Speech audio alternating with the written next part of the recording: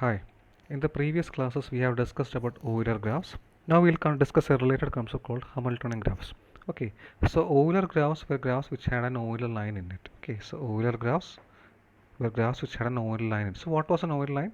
An Euler line was a walk which contained all the edges of the graph exactly once. Okay, so an Euler line was a closed walk which contained all the edges of the graph exactly once. Okay, so similarly Hamiltonian graph is basically a graph which contains a Hamiltonian circuit.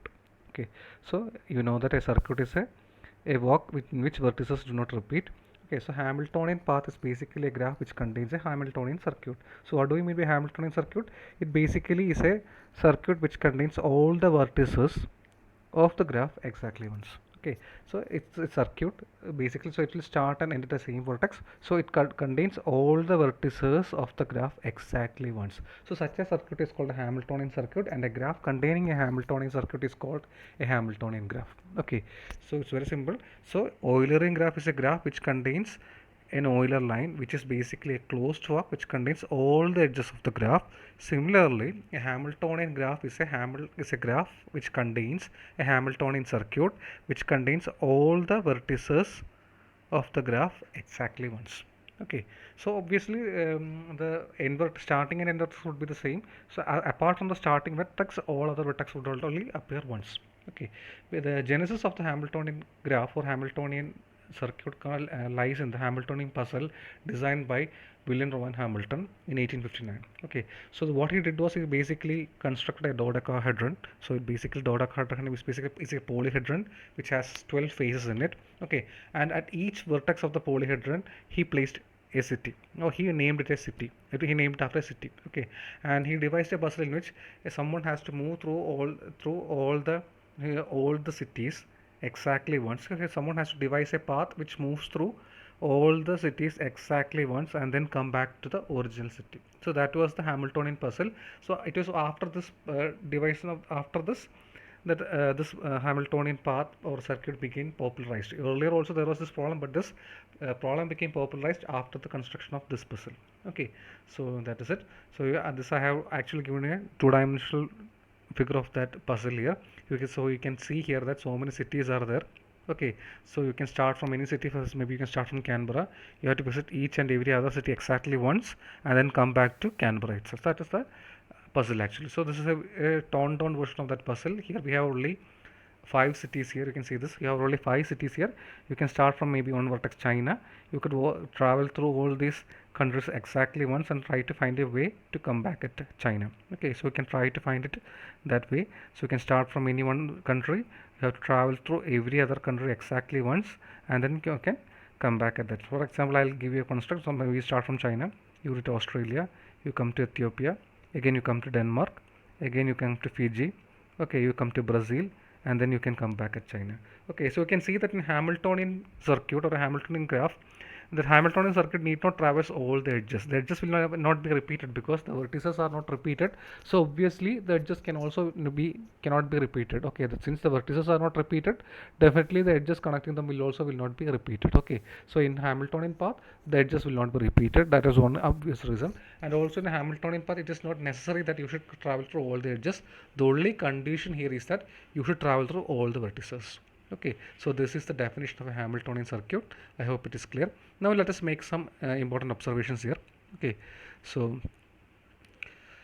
if a circuit contains every vertex, it is called Hamiltonian, and a graph which contains a Hamiltonian vertex is called a Hamiltonian graph. Okay, and if you say take a cycle, for example, cycle is a graph in which it is like this. Okay, so if you consider a cycle, it is trivially a Hamiltonian circuit only.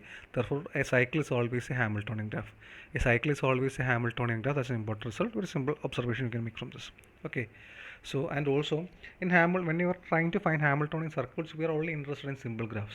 Okay, because the parallel edges and also the loops do not match and construct the Hamiltonian circuits. Why? Because in a circuit the vertices cannot be repeated. So if there is a parallel edge here, it doesn't matter while constructing a Hamiltonian circuit. Okay, so parallel edges are not interesting here, and also loops are not interesting here. So when you are trying to devise Hamiltonian paths or Hamiltonian circuits, we are only interested in the simple graphs because the parallel edges and also the loops do not contribute to the Hamiltonian circuit.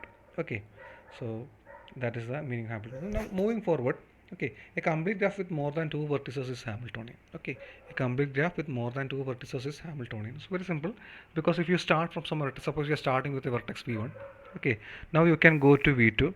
You can from v1 you can move to v2. Okay, then from because between every pair of vertices there is an always edge, so always you can move from v1 to v2, and from v2 you can always go to v3.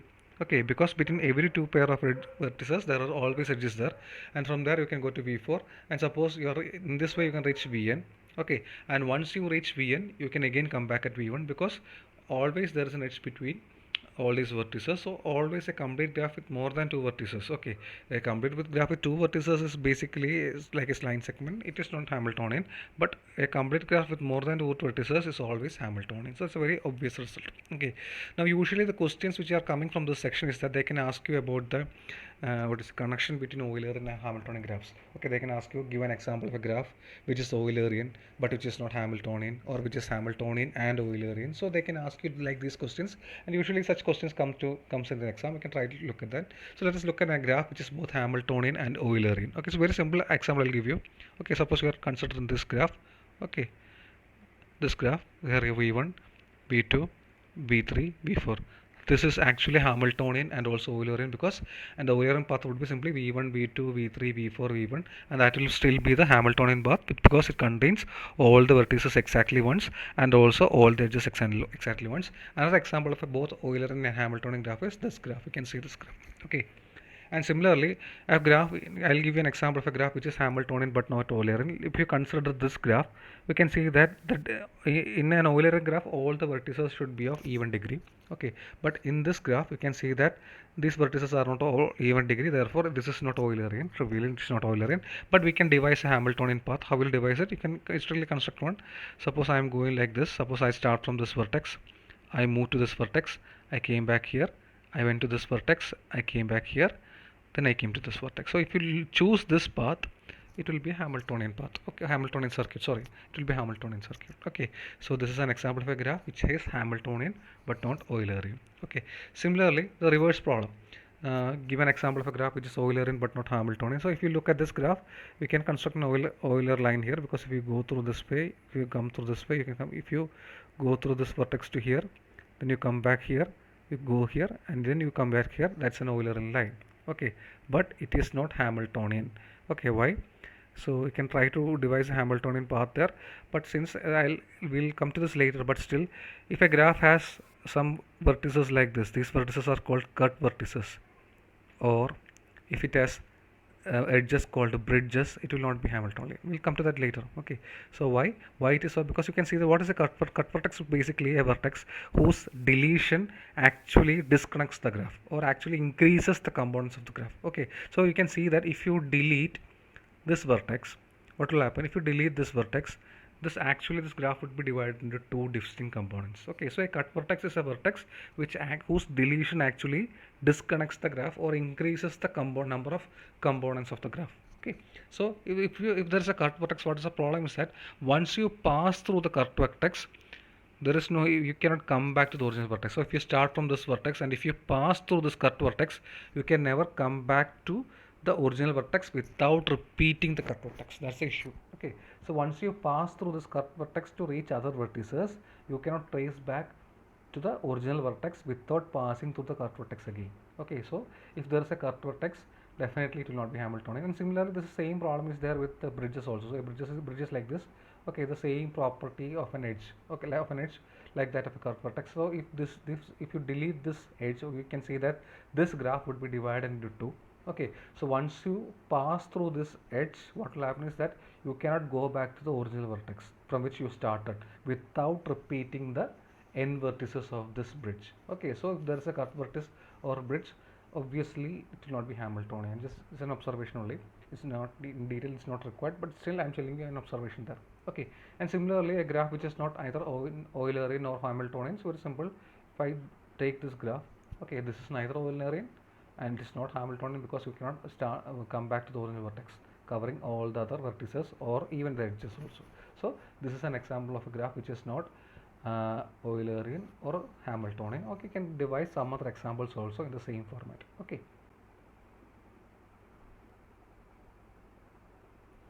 Okay, now we'll discuss what do we mean by Hamiltonian path. Okay, a Hamiltonian path is same like a universal line. Okay, so a universal line was a line which traverses every edge of the, it's basically a open walk which traverses every edge of the graph exactly once.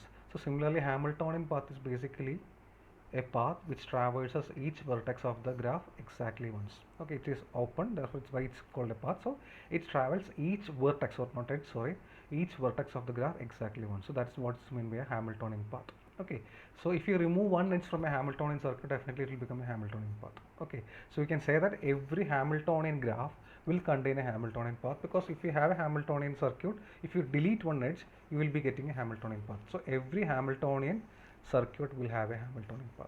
Okay, that's one observation. And also before that, in Hamiltonian circuit, obviously, suppose if you have a graph G with n vertices, construct graph G with n vertices, a Hamiltonian circuit in it will contain n vertices, n edges. Okay, why? Because if you start from one vertex, you can come to other vertex. If you come, so basically you are taking only one edge between any two vertices. So if there are n vertices, you have to cover every vertex exactly once. So you, for that you need n minus 1 edges, and then you have to come back to the original vertex, so you need n edges. So always in a Hamiltonian circuit there would be n edges, and once you delete one edge from this circuit, you will get a Hamiltonian path. Therefore every Hamiltonian path will have n minus 1 edges, that is a length of a Hamiltonian path is n minus 1, and a length of Hamiltonian circuit is n. So very simple result. Okay, and obviously if your graph has Hamiltonian circuit, it will have a Hamiltonian path. Now let us consider the reverse problem. If a graph has a Hamiltonian path, will it contain a Hamiltonian circuit? It is not true generally. You can see some examples of graphs. Here is an example of a graph which does not contain a Hamiltonian path. Okay, this graph will not contain a Hamiltonian path, because once you reach 2, you cannot come back to 3. Okay, similarly, this is a graph which is not Hamiltonian, but it has a Hamiltonian path. Okay, because if you come to 0 to 1, 1 to 2, 2 to 3, you cannot come back to 0. So basically this is a graph which does not contain a Hamiltonian circuit. So this is, but this contains a Hamiltonian path, because if you start from 0, you can come to 1, you can come to 2, you can come to reach 3. So you have traversed all the vertices. So this is a path which contains all the vertices. So this graph contains a Hamiltonian path, but it is not Hamiltonian. Okay, so that the idea, the reason behind this is because it has a bridge here. Okay, there's a bridge there. Okay, that is why it doesn't contain. And also we can try this graph, we can check whether, and please try to find out whether a Hamiltonian path exists in this graph, and also try to find whether this graph is Hamiltonian. Okay, so we can try to find whether this a Hamiltonian graph exists, Hamiltonian path exists in this graph, and also you can try to find out whether this graph is Hamiltonian, that is whether there is a Hamiltonian circuit also. Okay, now let us look at some interesting observations. Let's try to count the so before that, these are some problems in which you have to decide whether there is a Hamiltonian circuit or path. Please try these problems, try to find whether these are Hamiltonian. That means whether you have to find a Hamiltonian circuit in this, or if you cannot find a Hamiltonian circuit, definitely you have to find a Hamiltonian path. Okay, so we can try to find this. So these type of questions can be come in the examination. Okay, so moving forward, let's try discuss some interesting problems. Okay, so we already know that a complete graph with more than 3 vertices is always obviously Hamiltonian. We have already discussed that. Okay, and let us try to count the number of Hamiltonian circuits in a complete graph. Okay, so the number of Hamiltonian circuits in a complete graph is n minus 1 actually. So actually it's very simple to prove.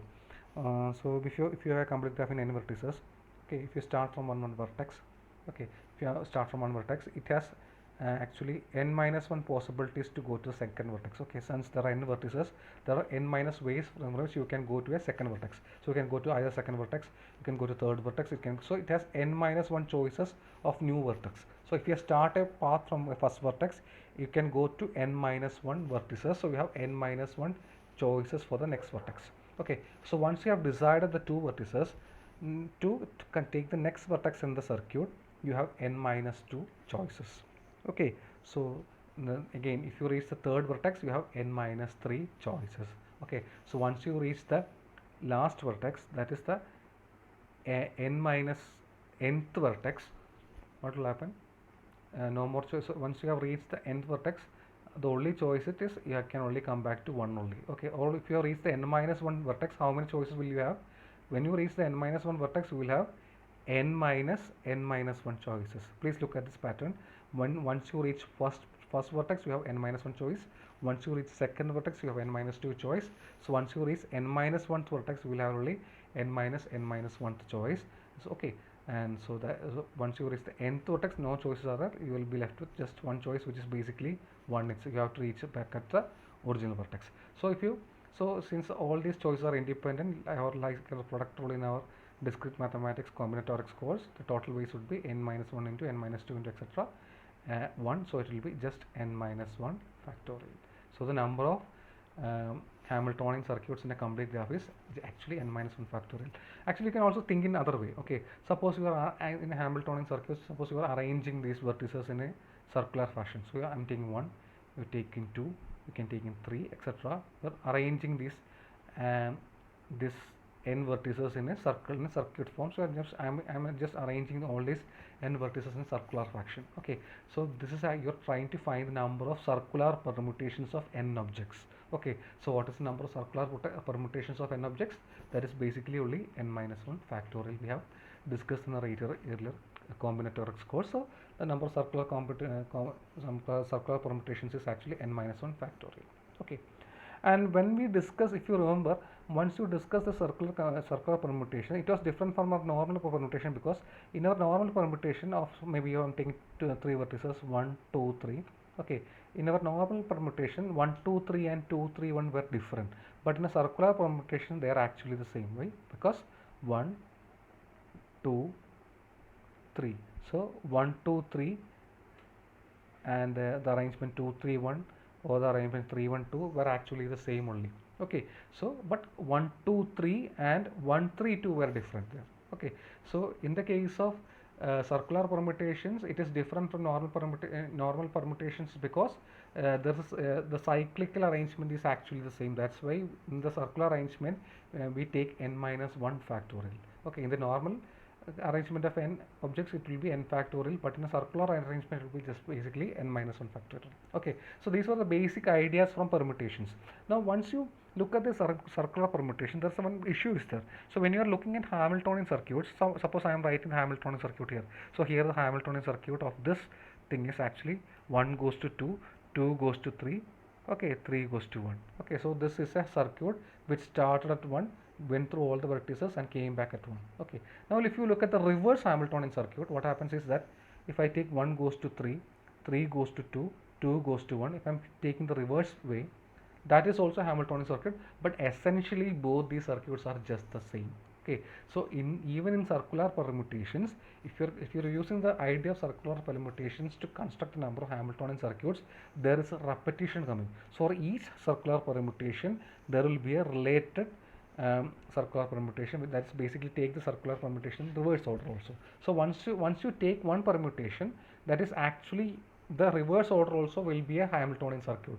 So when you are actually counting the number of actual Hamiltonian circuits as n minus 1 factorial, we are actually counting two Hamiltonian circuits which are essentially the same. Okay, so if you get a Hamiltonian circuit as simply A, B, C, A, the reverse one also is counted here.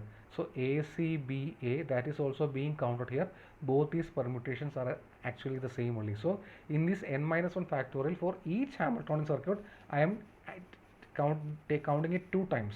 So the number of distinct Hamiltonian circuits would actually be n minus 1 factorial by 2. Okay, so if you get that idea, the number of distinct, so the total number of will be n minus 1 factorial, the sums, but it will have actually it will actually have some common Hamiltonian circuits. So the total number of distinct Hamiltonian circuits would simply be n minus 1 factorial by 2. Okay, but even in this distinct Hamiltonian circuits, there could be edges in common. Okay, so maybe you will have A, B, C, A would be there. Okay, and so suppose you are taking 4 vertices, A, B, C, D would be there. So similarly, it can have A, B, D, C, A. So this A, B and A, so A, B is being repeated. So okay, so even if there are two distinct Hamiltonian circuits, they can have edges in common. Okay, so that is the other idea here.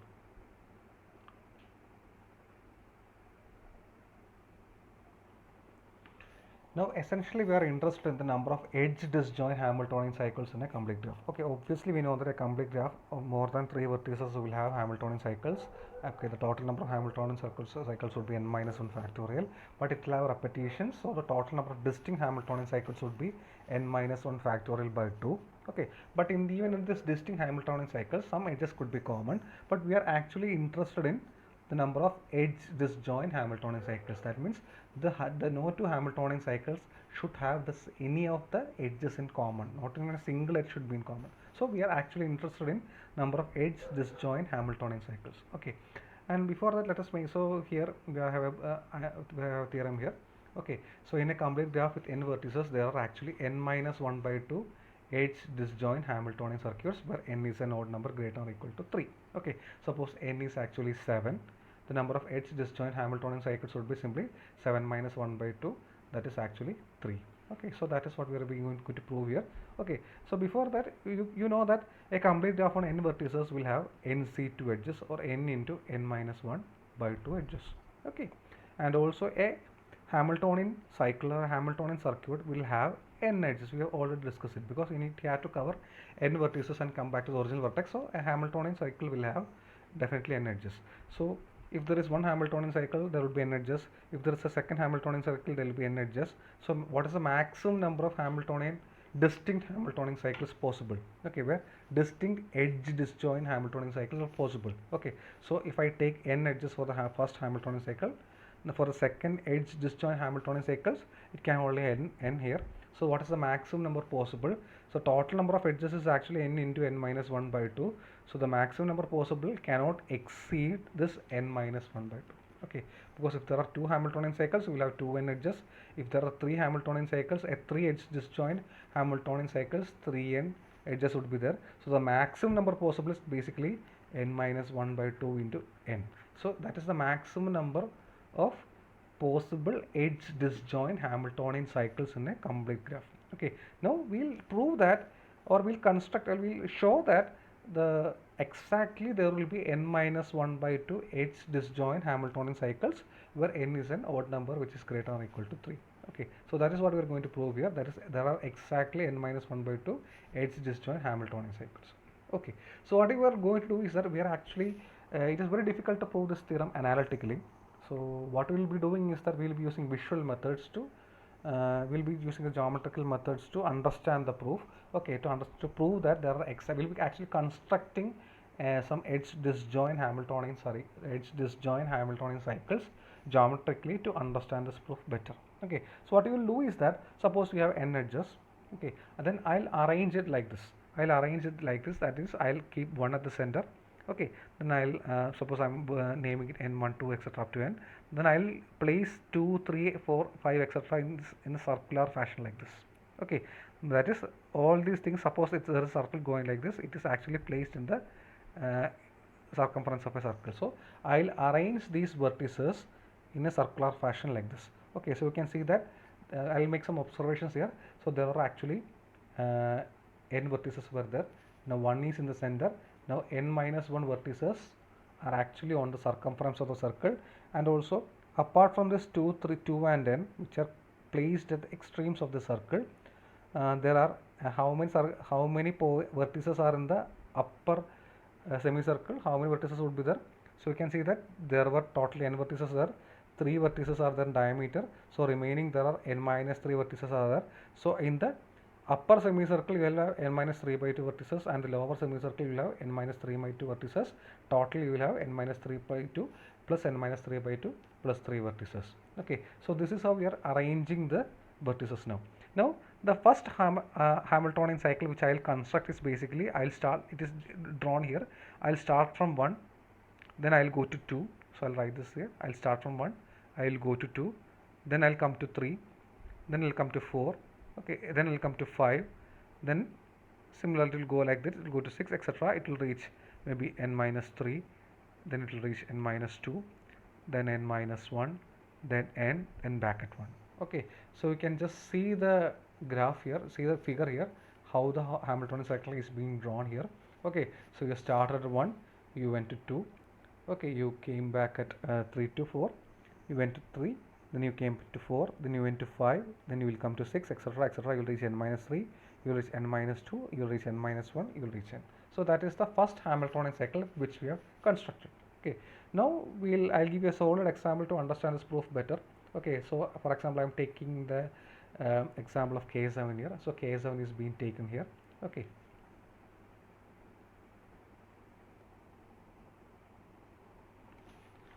Okay, so when you consider this K7 graph, okay, it has 7 vertices are there, and this is the all set of all edges which is drawn here. Now look at this first arrangement image which we have already discussed, the first arrangement here. Okay, so if you look at this one, so here I have labeled the vertices as V1, V2, V3, V5, V7, V6, etc. So this is the same thing here. V1 goes to V2, V2 goes to V3, V3 goes to V4, V4 goes to V5, V5 comes to V6, and V6 comes to V7. I have actually written the Hamiltonian cycle here. Okay, and assume that all these vertices are equally spaced, equally placed on the circumference. So just assume that is V2, V3, etc. are equally placed in the circumference. Okay, now what I am going to do is that now I'll just turn the circle a bit, turn the circle by a angle so that V2 takes the place of V3, V2 will come to the place of V3, V3 will take the place of V5, V5 will take the place of V7, V7 will take the place of V6, and V6 will take the place of V4, and then V4 will take the place of V2. Okay, so how many actually, suppose these vertices are equally spaced in the circumference. So in the circumference, how many points are there? There are 6 points are there. So by how much degree will I have to tilt this? I will have to tilt this by 360 degree by 6 vertices. So once I tilt it, my vertices would be placed like this. So my V2 has taken the position of V3, V3 has taken the position of V5, V5 has taken the position of V7, V7 has taken the position of V6, and V6 has taken the position of V4. Now if you construct again the Hamiltonian cycle as before, what will it be? It will be V1 goes to V4, V4 goes to V2, V2 goes to V6, V6 goes to V3, V3 goes to V7, V7 will goes to V5, and V5 will go to V1. Okay, so the cycle is being written here. So you tilt it by 360 degree by 6, and then again you construct a Hamiltonian cycle in the same exact manner, and you will be getting a new Hamiltonian cycle. And you can observe that there are actually no edges in common between the original graph and the original cycle, the first cycle, and the second cycle. You can just verify it here. There are no common edges between these two Hamiltonian cycles. Okay, so if you understood this technique, so what will you do is that in the proof, actually what you will be doing is that first of all you arrange these n minus 1 vertices in the circumference. So first you had this graph was there, then you tilted the graph by 360 degree by n minus 1. Okay, because there are n minus 1 edges in circumference, and you can observe that both of them has no edges in common. Okay, and taking forward this idea forward again. Okay, now you have obtained this. Now what I'll do is that again I'll tilt it again. So now I'll tilt it by first I have tilted it by 360 degree by 6. Now I'll have to tilt it by again the same angle. So it will be 2 into 360 degree by 6. So if I tilt it by the same angle, what will happen is that, so now I am going to tilt this graph by 360 degree by 6. So actually the original graph has now been tilted by 2 into 360 degree by 6. This graph has now been tilted by 360 degree by 6. So what will be the new vertices? Now V6 will take the position of V4, V4 will take the position of V2, V2 will take the position of V3, and let's look at the Hamiltonian cycle so constructed. Okay, so what will happen? So when you tilt it like this, you can see that V1 will go to V6. When you will draw the Hamiltonian cycle now, V1 has reached V6, V6 has reached V4, V4 has reached V7, so V7 has reached V2, V2 has reached V5, V5 has reached V1, and V3 has reached V1. I have written that same manner. The Hamiltonian cycle has been written the same manner, and you can see that exactly there are no edges between this tilted graph or this rotated graph and the previous two graphs. You can observe that. Okay, please draw it and try to convince yourself for this result also. Okay, so that is one more idea. So again what I'll do is that again I'll tilt this graph again. So you can see the traversal of V1 and V2 here. Now V2 was originally here. Now V2 had reached this point in the second graph. Okay, now V2 has reached this point in the third graph. Okay, now again I am going to tilt it by same 360 degree by 6. Okay, it's 360 degree by 6. Again I am going to tilt it. So in effect the original graph has been tilted by 3 into 360 degree by 6. So now we have reached it 3 into 360 degree by 6. Okay. Okay. Now look at this. So when you tilt it like this, what will happen? You will be getting again V1 goes to V7, V7 goes to V6. So this is the point here. So you can see that V7 has occupied the position of V6 here, and V5 has occupied the position of V7. So this is the resulting graph. So please draw the graph and try to convince yourself what this result. Other, if you don't draw the graph, you will not understand this result. So you will do it like this. So when you write the graph again, and when you write down the Hamiltonian cycle, what will you get? You will get as V1 goes to V7, V7 goes to V6, V6 goes to V5, V5 goes to V4, V5 goes to V3, etc., V2. Now we can see that V2 has reached this position. Okay, so this was actually diametrically opposite to the first graph. This was the first graph where V2 was staying here. So this graph which we have obtained is actually the mirror image of the first graph. Now, if you look at the Hamiltonian cycle which you have observed in obtained the last graph, what is that Hamiltonian cycle? It is actually V1 goes to V7, V7 goes to V6, etc., V5, etc., V1 goes to V2. Now, if you reverse this Hamiltonian cycle, that was the Hamiltonian cycle which we had obtained in the first graph. Okay, so we are actually coming back to the original Hamiltonian cycle. So, how many Hamiltonian cycles you could get? You could get now 1, 2, 3. Okay, so 1, 2, 3. On the fourth one, you got the original Hamiltonian cycle. So you had 3 edge disjoint Hamiltonian cycle here, and you can see how these Hamiltonian cycles are obtained. Now the first Hamiltonian cycle is obtained when V2 is staying here, and second one is obtained when V2 comes to this point, that is when V2 comes to the first semicircle, the first vertex in the semicircle. The second Hamiltonian cycle is obtained when V2 comes to the second vertex in the semicircle, and the fourth Hamiltonian cycle is same as the first Hamiltonian cycle because V2 has now reached the other extreme of the diameter. Okay, so there are 3 actually edge disjoint Hamiltonian cycles. Okay, why 3? Because there are only 2 vertices in the upper hemisphere and upper semicircle, and V2 can attain those 2 vertices plus the original position of V2. So totally we will have 2 positions there. So 2 plus 1, 3 Hamiltonian cycles we will be getting, which are edge disjoint. Okay, let us look at one more illustration so that we are convinced again. So I am taking here actually K11 here. Okay, so I am taking K11. Okay, so in that you can see that actually there are 11 vertices are there. So I am placing it like again, I will place one in the center. All the 10 vertices would be placed on the circumference. Okay, now you can draw a Hamiltonian cycle like this. 1 will go to 2, 2 will go to 3, 3 will come to 4, again like this. So this is the first Hamiltonian cycle. Then I will rotate this graph by how much degree? I will rotate it by 360 degree by 10. Okay, so now 2 has reached this position now. How many choices will 2 have? Just think how many positions will 2 will have now.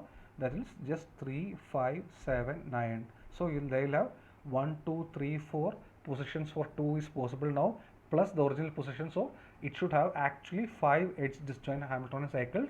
Now let us try to construct those 5 distinct ones. So this is the first one. Now when I just tilt it by 360 degree by 10, what will happen? 4 will come to 2's position. Okay, 4 will reach 2's position. Okay, 6 will come to 4's position. So this is the graph here. Okay, so this is the corresponding graph here.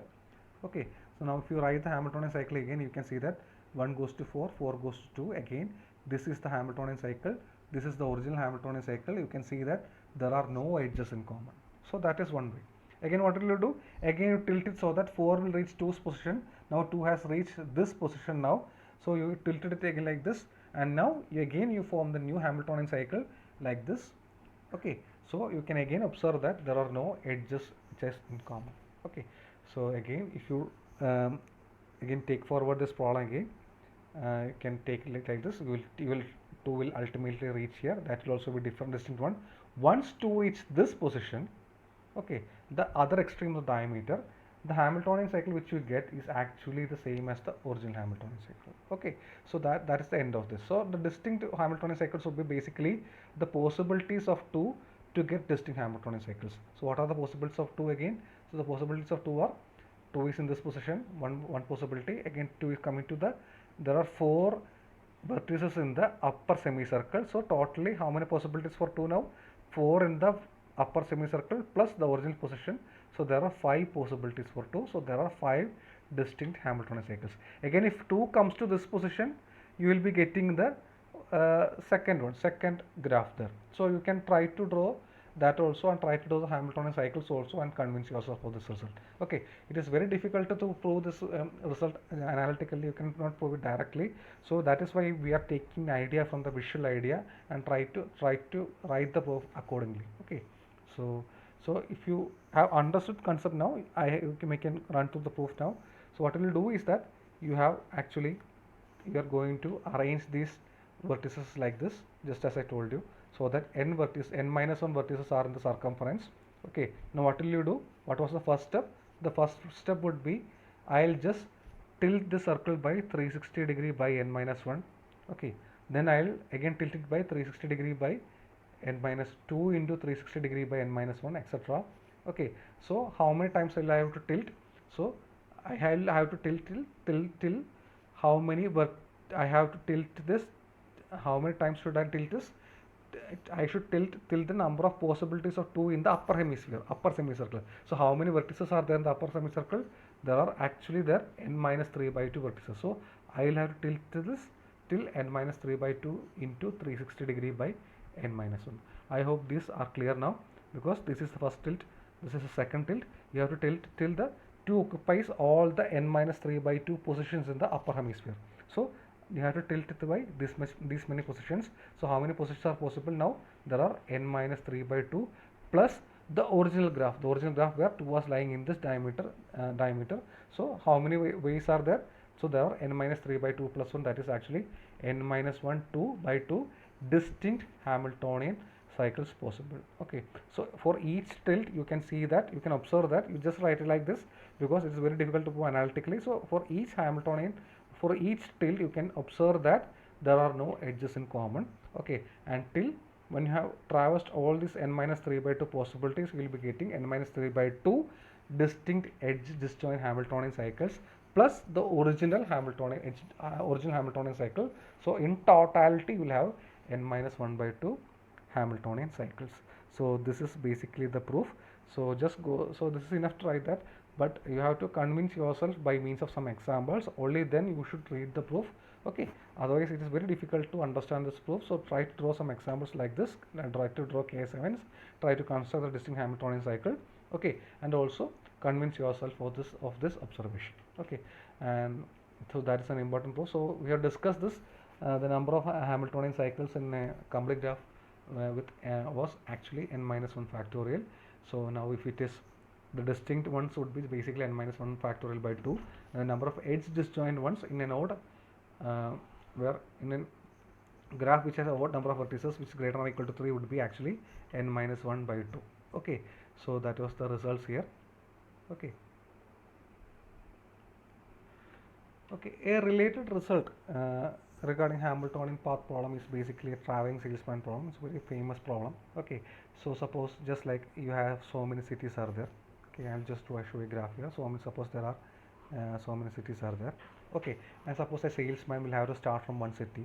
Okay, and he should travel all the cities exactly once and then come back to the original city. Okay, that is the problem here. So he has to visit all the cities exactly once and then come back to the original city. Okay, so that problem is same as finding a Hamiltonian cycle. Okay, and also suppose the graph is weighted. Okay, weighted means here, so you can know that there can be many different Hamiltonian cycles there. Okay, in a graph there can be many different Hamiltonian cycles are there. Suppose the graph is weighted, that means suppose I am giving you the distance between the different towns, so maybe in kilometers. So I am giving you the distance between some many towns. Suppose the distance between F and B is 4, distance between F and I is 1, etc. So if I give the distance between the different cities, suppose they're by numbers, the graph will now be weighted now. Okay, so this is called a weighted graph. Now the problem would be to cover all the cities, okay, exactly once in the shortest possible path. That means you have to take the shortest weights. Okay, so you have to take the So overall, the Hamiltonian path should have the shortest, what do you say, shortest distance. Okay, so it just means that you have to first of all find a Hamiltonian cycle, which when you add up all the weights, it should be the least weight. Okay, so you have to find. So this is a traveling salesman problem, which is also a shortest path problem. Okay, so we'll start with some city. You have to visit all the cities exactly once through the shortest possible route. Okay, so this is the basically this traveling salesman problem. So they can ask you and just give a what do you mean by traveling salesman problem? Give an example of traveling salesman problem. So this is the example of traveling salesman problem. Okay, so we'll study some of algorithms to find Euler graphs, the shortest path problems in later modules. So these are the basic ideas of Hamiltonian circuits and paths. Okay, thank you.